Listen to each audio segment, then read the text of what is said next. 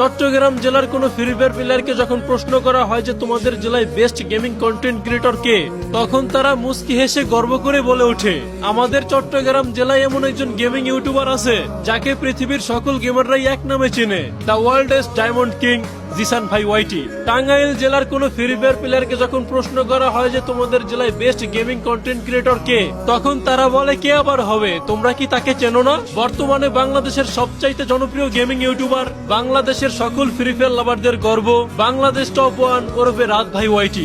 গাইবান্ধা জেলার কোন free fire প্লেয়ারকে যখন প্রশ্ন করা হয় যে তোমাদের জেলায় সবচাইতে বেস্ট গেমিং কন্টেন্ট ক্রিয়েটর কে, তখন তারা হাসতে হাসতে বলে ওঠে, আমাদের জেলায় যিনি আছে উনি শুধু আমাদের জেলার বেস্ট গেমিং কন্টেন্ট ক্রিয়েটর না, গোটা বাংলাদেশের সবচাইতে বড় গেমিং ইউটিউবার মিস্টার টিপলার। কুষ্টিয়া জেলার কোন ফ্রি ফায়ার প্লেয়ারকে যখন প্রশ্ন করা হয় যে তোমাদের জেলায় সবচাইতে বেস্ট গেমিং কন্টেন্ট ক্রিয়েটর কে, তখন তারা মুখের উপরে বলে ওঠে ইটস কাব্য ভাইয়ের কথা।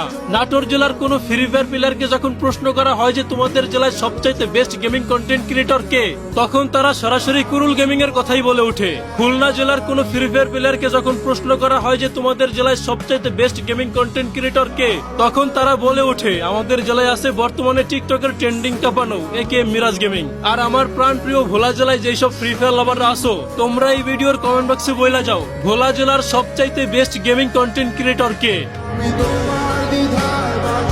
আর গাইস, তোমরা যারা নিজেকে দক্ষ স্পোর্টস প্লেয়ার বানাতে চাও, তারা এখনই আমার টিকটকের বায়ো থেকে জেড বি ওয়াই ট্যুরে চলে যাও।